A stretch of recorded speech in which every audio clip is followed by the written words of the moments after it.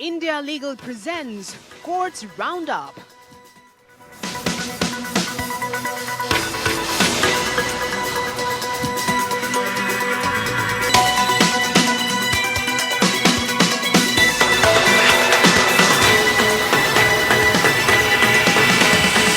Doctor ortho Ayurvedic oil and capsule, अब दर्द भी घुटने टेकेगा। सुप्रीम कोर्ट ने वसूली के आरोपी 3 पुलिसकर्मियों की अग्रिम जमानत रद्द की। कहा, रक्षक ही भक्षक बने तो नागरिक असहाय। सुप्रीम कोर्ट से जुआ खिलाने वाले ऑनलाइन गेम्स को झटका। अदालत ने कहा, कौशल वाले ऑनलाइन गेम पर सट्टेबाजी मौलिक अधिकार नहीं, राज्यों का बैन सही।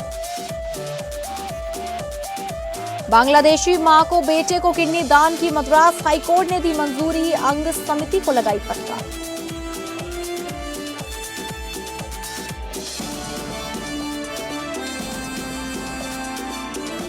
नमस्कार, आप सभी का स्वागत है कोर्ट्स राउंडअप में और मैं हूं आपके साथ Ankita Singh.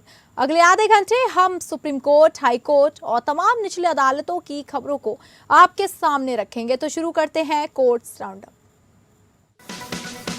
India Legal presents Courts Roundup.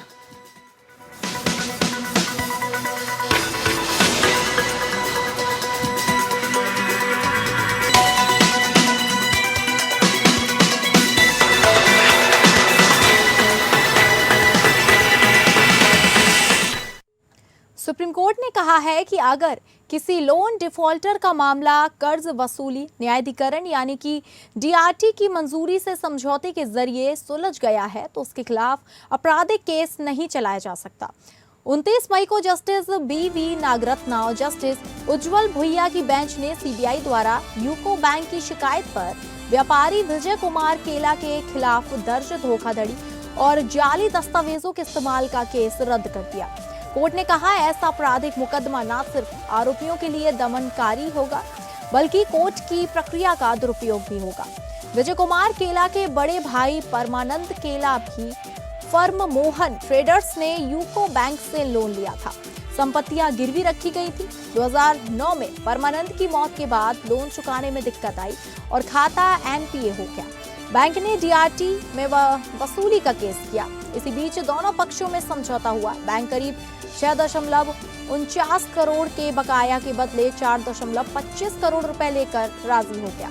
समझौते में लिखा था कि 12 फरवरी 2009 की लीगल ऑडिट में लोन में कोई गड़बड़ी नहीं मिली। पैसा चुकाने के बाद बैंक ने नो ड्यूज सर्टिफिकेट दिया और डीआरटी से केस वापस ले लिया। लेकिन 2 साल बाद यूको बैंक ने सीबीआई में शिकायत कर दी। आरोप लगाया कि केला ने जाली ऑडिट रिपोर्ट देकर लोन बढ़वाया और गिरवी रखी कीमती संपत्ति बदलकर कब्जे वाली जमीन दे दी। सीबीआई ने एफआईआर दर्ज की और चार्जशीट दाखिल कर दी। ट्रायल कोर्ट ने आरोप लगाकर तय कर दिए। छत्तीसगढ़ हाईकोर्ट से राहत न मिलने पर केला सुप्रीम कोर्ट पहुंचे। कोर्ट ने कहा कि यह विवाद बैंकिंग लेन देन से जुड़ा था, जो ज्यादातर सिविल मामला है। जब डीआरटी से मंजूर समझौता हो गया तो आपराधिक केस चलाना गलत है। ऐसे में दोषी ठहराए जाने की संभावना बहुत कम है। केस जारी रखना आरोपियों के साथ बड़ा अन्याय होगा, बेंच ने कहा। कोर्ट ने चेताया कि अगर समझौते के बाद भी आपराधिक केस चलेंगे तो कोई भी बैंक से समझौता नहीं करना चाहेगा। इससे पूरी अर्थव्यवस्था पर बुरा असर पड़ेगा, खासकर जब हम व्यापारिक विवादों को सुलह से सुलझाने पर जोर दे रहे हैं, कोर्ट ने कहा। कोर्ट ने 2024 के भारती देवी केस का हवाला भी दिया, जिसमें कहा गया था कि पूरे सेटलमेंट के बाद अगर मामला सिविल है और सजा की संभावना कम है तो आपराधिक केस रद्द हो सकता है। कोर्ट ने नोट किया कि बैंक को 2013 में ही धोखाधड़ी का शक था, लेकिन तब केस नहीं किया गया क्योंकि वह ज्यादा से ज्यादा वसूली चाहता था। समझौते का पैसा मिलने और डीआरटी से केस वापस लेने के 2 साल बाद बैंक ने आपराधिक केस शुरू किया। खुद समझौते में लिखा था कि लोन में कोई गड़बड़ी नहीं मिली। ऐसे में इतनी देर से केस करना दुर्भाग्यपूर्ण है। कोर्ट ने कहा कि यह आरोपियों पर जुल्म है और कानूनी प्रक्रिया का दुरुपयोग है। इसी के साथ सुप्रीम कोर्ट ने विजय कुमार केला के खिलाफ चल रहा आपराधिक केस रद्द कर दिया।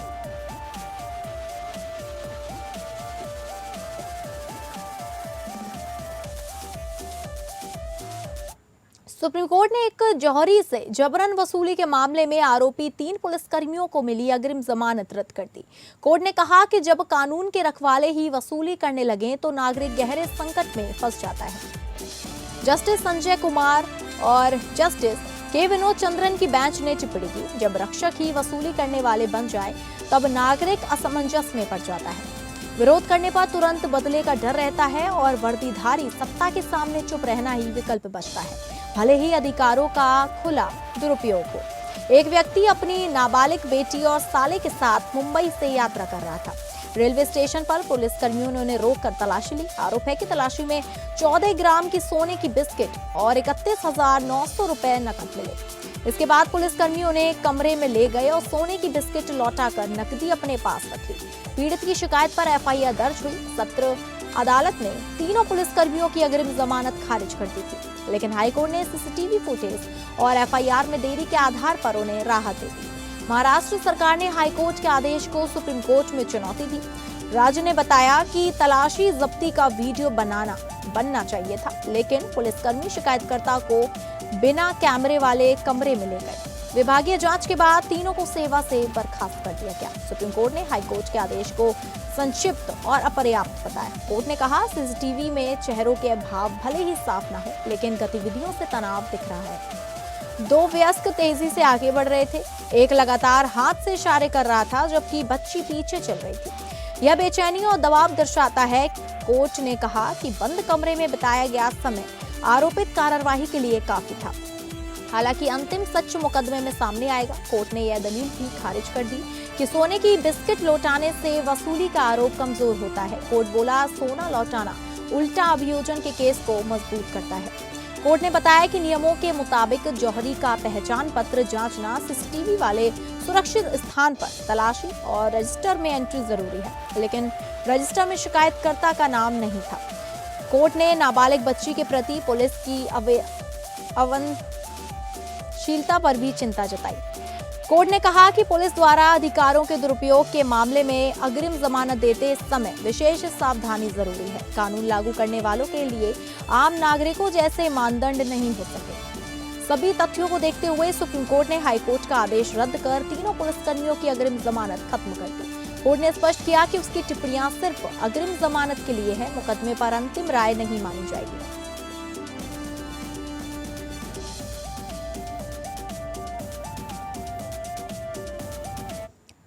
मद्रास हाईकोर्ट ने हाल ही में बांग्लादेशी मां को चेन्नई में अपने नाबालिग बेटे को किडनी दान करने की अनुमानित देने से इनकार करने वाले आदेश को रद्द कर दिया। कोर्ट ने कहा कि तमिलनाडु प्राधिकरण समिति ने असंवेदनशील और कानूनी रूप से गलत दृष्टिकोण अपनाया। जस्टिस GR स्वामीनाथन ने समिति को ट्रांसप्लांट की तुरंत अनुमति देने का निर्देश दिया। कोर्ट ने कहा कि किडनी ट्रांसप्लांट से इनकार करने वाला आदेश कानून की गलत व्याख्या और पूरी तरह से दिमाग न लगाने से ग्रस्त है। यह मामला एक नाबालिग बांग्लादेशी लड़के से जुड़ा है जो and stage renal chronic kidney रोग से पीड़ित है। वह डायलिसिस पर था और बांग्लादेश में चिकित्सा सुविधाएं अपर्याप्त मिलने पर मेडिकल वीजा पर माता पिता के साथ चेन्नई गया था। चेन्नई के अपोलो अस्पताल में डॉक्टरों ने किडनी ट्रांसप्लांट की सलाह दी थी। उसकी मां ने अपनी एक किडनी दान करने की पेशकश की। जांच में वह दान के लिए उपयुक्त पाई गई। हालांकि प्राधिकरण समिति ने 2 अप्रैल 2026 को आवेदन ये कहते हुए खारिज कर दिया कि बच्चे के माता पिता के बीच वैवाहिक संबंध स्थापित नहीं हुआ है। इसे हाईकोर्ट में चुनौती दी गई है। राज्य ने दलील दी कि मानव अंगों के बड़े पैमाने पर तस्करी को देखते हुए कोर्ट को विशेषज्ञ समिति के फैसले में दखल नहीं देना चाहिए। कोर्ट ने पाया कि समिति ने अप्रासंगिक मुद्दे पर ध्यान दिया। कोर्ट ने कहा, असली सवाल सिर्फ ये था कि दाता बच्चे की मां है या नहीं। तीसरा याचिकाकर्ता दूसरे याचिकाकर्ता का पति है या नहीं, यह अप्रासंगिक था। तय ये है कि अगर प्रशासनिक निर्णय अप्रासंगिक विचार से प्रभावित है तो उसे रद्द किया जा सकता है, कोर्ट ने कहा। याचिकाकर्ताओं ने पासपोर्ट, वीजा, जन्म प्रमाण पत्र, राष्ट्रीय पहचान पत्र, पारिवारिक प्रमाण पत्र, फॉर्म 21 संबंध प्रमाण पत्र, चेन्नई स्थित बांग्लादेश उप उच्च आयोग से अनापत्ति प्रमाण पत्र, पारिवारिक तस्वीरें, ब्लड ग्रुप रिपोर्ट, मनोरोग फिटनेस रिपोर्ट और DNA रिपोर्ट तक पेश की थी। कोर्ट ने ई अपोस्टिल प्रमाण पत्र को भी महत्व दिया। कहा कि अपोस्टिल दस्तावेज को भारत में कानूनी दस्तावेज माना जाना चाहिए और उसे किसी और सत्यापन की जरूरत नहीं है। जस्टिस स्वामीनाथन ने समिति की आलोचना की कि उसने पूछताछ में दिए गए मौखिक जवाबों को ज्यादा महत्व दिया, जबकि याचिकाकर्ता बांग्ला बंगाली भाषा थे और दुभाषाएं की मदद से पेश हुए। आवेदक पहली बार किसी आधिकारिक पूछताछ में पेश हो सकते हैं, भाषा की बाधाएं हो सकती हैं, कोर्ट ने कहा। दस्तावेज को प्राथमिकता दें, कोर्ट ने कहा। अगर मौखिक गवाही दस्तावेजी सबूत से अलग है और दस्तावेज आवेदक के पक्ष में है तो दस्तावेज को प्राथमिकता दी जानी चाहिए। समिति का काम आवेदन खारिज करना नहीं बल्कि सच्चाई पता लगाना है। कोर्ट ने कहा ऐसे मामलों में सबूत का मानक बहुत ऊंचा नहीं रखा जा सकता, खासकर जब आवेदकों को तुरंत अंग प्रत्यारोपण की जरूरत हो। समिति की काल्पनिक संदेह या स्पष्ट आशंका नहीं पालनी चाहिए, कोर्ट ने टिप्पणी की। कोर्ट ने माता पिता के रिश्ते पर समिति के निष्कर्ष को असंवेदनशील बताया। उन्होंने वस्तुतः पहले याचिकाकर्ता, जो नाबालिग बच्चा है, को कलंकित कर दिया। कोर्ट ने कहा रिकॉर्ड से साफ था कि दाता बच्चे की मां है, इसलिए कोर्ट ने याचिका मंजूर करते हुए समिति को तुरंत किडनी दान की अनुमति देने का आदेश दिया। सुप्रीम कोर्ट ने हाल ही में तमिलनाडु और कर्नाटक के उन कानूनों की संवैधानिक वैधता को सही ठहराया है जो खेलों पर ऑनलाइन सट्टेबाजी और दांव लगाने पर रोक लगाते हैं। कोर्ट ने कहा कि राज्य की विधायिकाएं सट्टेबाजी पर कानून बनाने में सक्षम है, भले ही वह खेल कौशल पर आधारित हो। जस्टिस जेवी पार्डीवाला और जस्टिस आर महादेवन की बेंच ने फैसला सुनाया कि राज्यों के पास संविधान की 7वीं अनुसूची की सूची की प्रविष्टि 34 के तहत कौशल वाले खेलों पर सट्टेबाजी को विनियमित करने और उस पर रोक लगाने की शक्ति है। यह प्रविष्टि राज्यों को सट्टेबाजी और जुए पर कानून बनाने का अधिकार देती है। कोर्ट ने कहा कि कौशल वाले खेलों को जो संवैधानिक सुरक्षा मिली हुई है, उन पर खेलों पर की जाने वाली सट्टेबाजी या दांव लगाने पर लागू नहीं होती। कोर्ट ने कहा हालांकि यह सच हो सकता है कि कौशल वाले खेल जुए की श्रेणी में न आते हों, लेकिन यह कहना सही नहीं है कि कौशल वाले खेलों पर सट्टेबाजी करना भी राज्य की विधायिका के कानून बनाने के अधिकार क्षेत्र से बाहर होगा। कोर्ट ने यह भी कहा कि ऑनलाइन गेमिंग कंपनियों के पास संविधान के अनुच्छेद 19(1)(g) के तहत सट्टेबाजी और जुए से जुड़ा व्यापार करने का कोई मौलिक अधिकार नहीं है। कोर्ट ने कहा जहां तक ऑनलाइन गेमिंग कंपनियों के इस तर्क का सवाल है कि यह कानून अनुच्छेद 19(1)(g) के तहत उनके मौलिक अधिकारों का उल्लंघन करता है, तो इस तर्क को शुरू में ही इस सीधे से कारण से खारिज किया जाता है कि एक बार जब कंपनियों द्वारा किए जा रहे व्यापार को सट्टेबाजी और जुए का उधम मान लिया जाता है तो वह व्यापार से बाहर की वस्तु बन जाता है और फिर अनुच्छेद 19 के लागू होने का सवाल ही नहीं उठता। कोर्ट ने तमिलनाडु और कर्नाटक राज्यों द्वारा उन अपीलों को स्वीकार किया जो मद्रास और कर्नाटक हाईकोर्ट के उन फैसलों के खिलाफ थी जिनमें ऑनलाइन गेमिंग प्लेटफॉर्म को निशाना बनाने वाले संसाधनों को रद्द कर दिया गया। तमिलनाडु और कर्नाटक ने कंप्यूटर, मोबाइल एप्लीकेशन और अन्य डिजिटल प्लेटफॉर्म के माध्यम से की जाने वाली ऑनलाइन सट्टेबाजी और दांव लगाने की गतिविधियों से निपटने के लिए अपने कानूनों में संशोधन किया।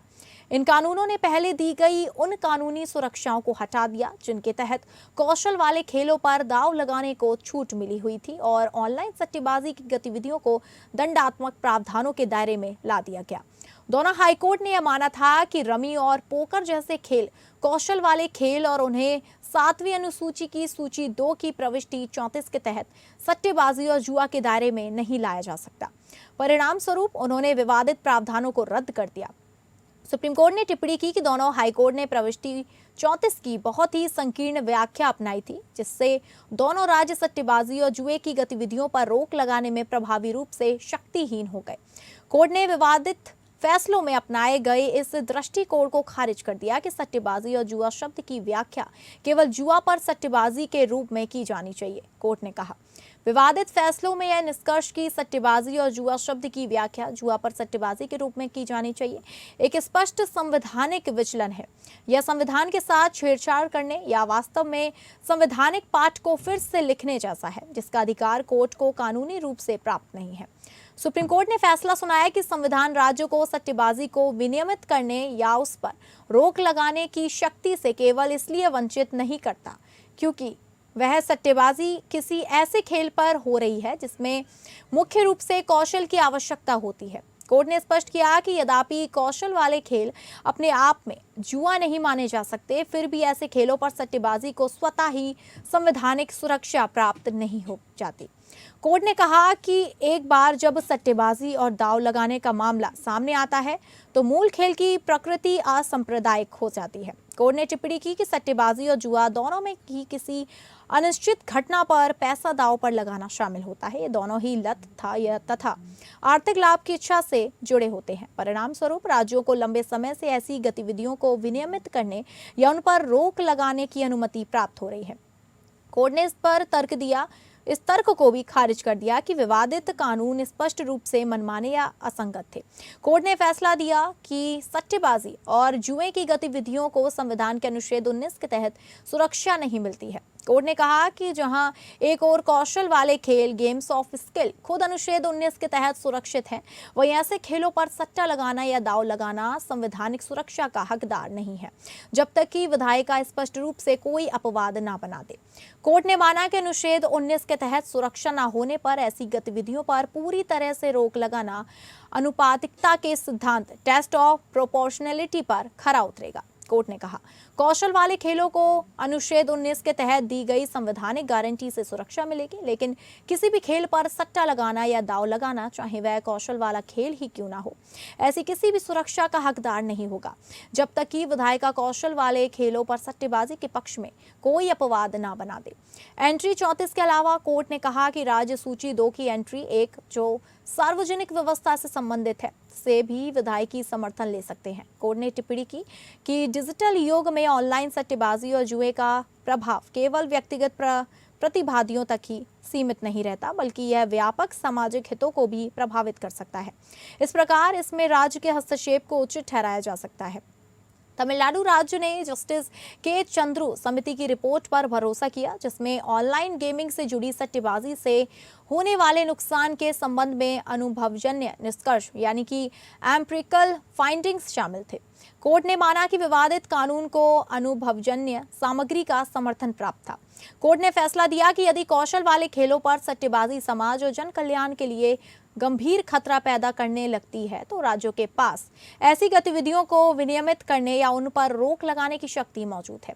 कोर्ट ने इस बात पर जोर दिया कि राज्यों ने ऑनलाइन गेमिंग की लत, आर्थिक संकट, आत्महत्याओं और ऑनलाइन सट्टेबाजी व जुड़े जुए से उत्पन्न होने वाले अन्य सामाजिक नुकसानों से संबंधित सामग्री पर भरोसा किया था। कोर्ट ने निष्कर्ष निकाला कि यह कानून उस समस्या से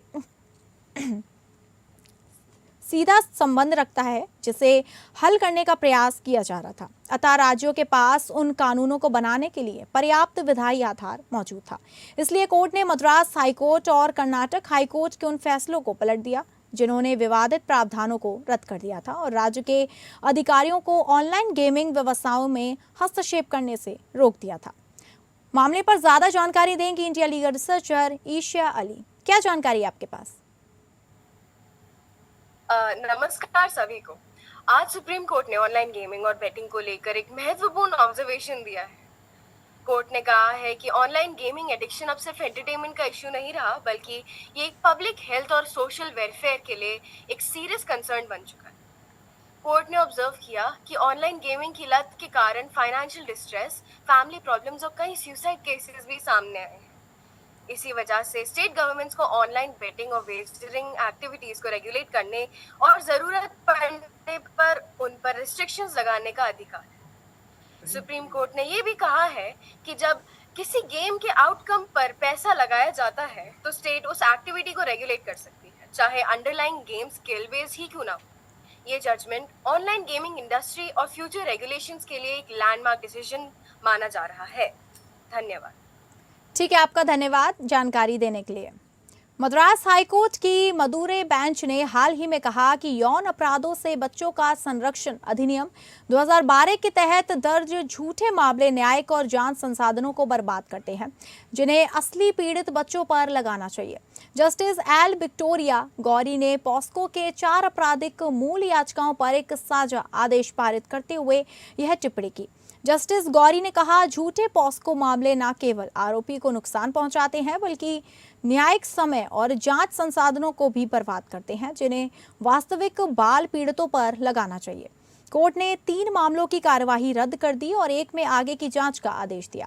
कोर्ट ने पाया कि ये मामले पारिवारिक विवाद, वैवाहिक झगड़े, निजी बदले और गांव की गुटबाजी के कारण वयस्कों द्वारा पॉस्को शिकायतों के कथित दुरुपयोग पर गंभीर चिंता पैदा करते हैं।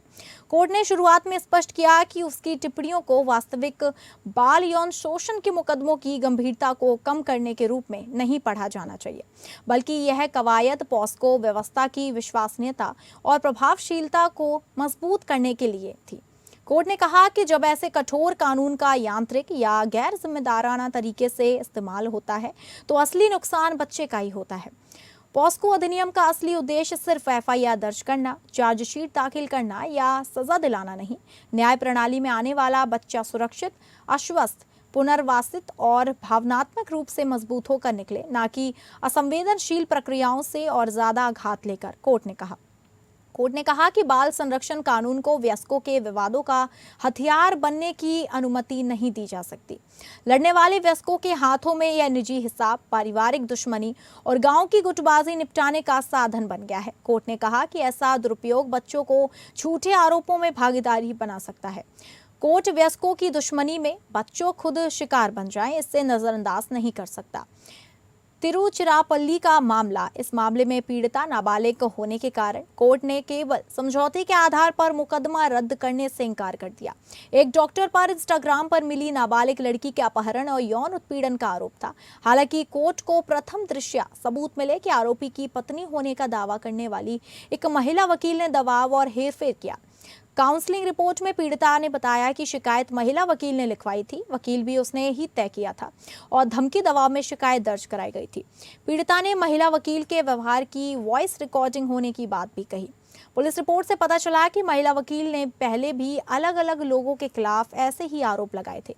कई मामलों में शिकायतकर्ता मुकर गए और आरोपी बरी हो गए। कोर्ट ने कहा, कानूनी पेशा न्याय व्यवस्था में पवित्र संवैधानिक स्थान रखता है। अगर फर्जी लोग इसमें घुसकर कानूनी ज्ञान का इस्तेमाल धमकाने, हेरफेर करने और कमजोर नागरिकों के शोषण के लिए करें तो यह न्याय व्यवस्था पर जनता के भरोसे की जड़ पर हमला होगा। इसलिए कोर्ट ने केरल बार काउंसिल से महिला वकील के नामांकन रिकॉर्ड की स्वतंत्र जांच करने को कहा। कोर्ट ने राज्य से सिंगापेन सेंसिटाइजेशन वर्कशॉप नामक राज्यव्यापी संवेदीकरण कार्यक्रम बनाने पर विचार करने को कहा। यह कार्यक्रम पॉस्को अधिनियम के ट्रॉमा सेंसिटिव क्रियान्वयन, बाल मनोविज्ञान, पीड़ित बच्चों की जिम्मेदार देखभाल, नैतिक पूछताछ तकनीक, पॉस्को के दुरुपयोग की रोकथाम और धारा 22 की जागरूकता पर केंद्रित हो। इसमें पुलिस अभियोजक, बाल कल्याण अधिकारी, काउंसलर, मनोवैज्ञानिक शिक्षा अधिकारी और सभी हितधारक शामिल हो। सभी मामलों को 1 अगस्त को अनुपालन के लिए सूचीबद्ध किया गया है।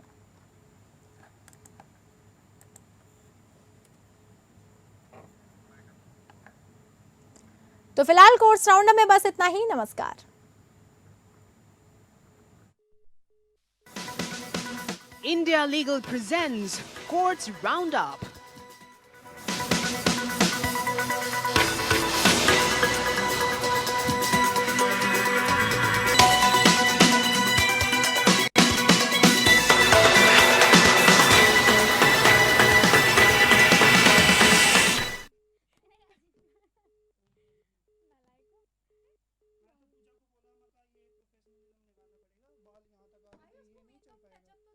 मैंने टचअप के लिए बोला तो सर अगली बार से ध्यान रखेंगे, कुछ गड़बड़ करी।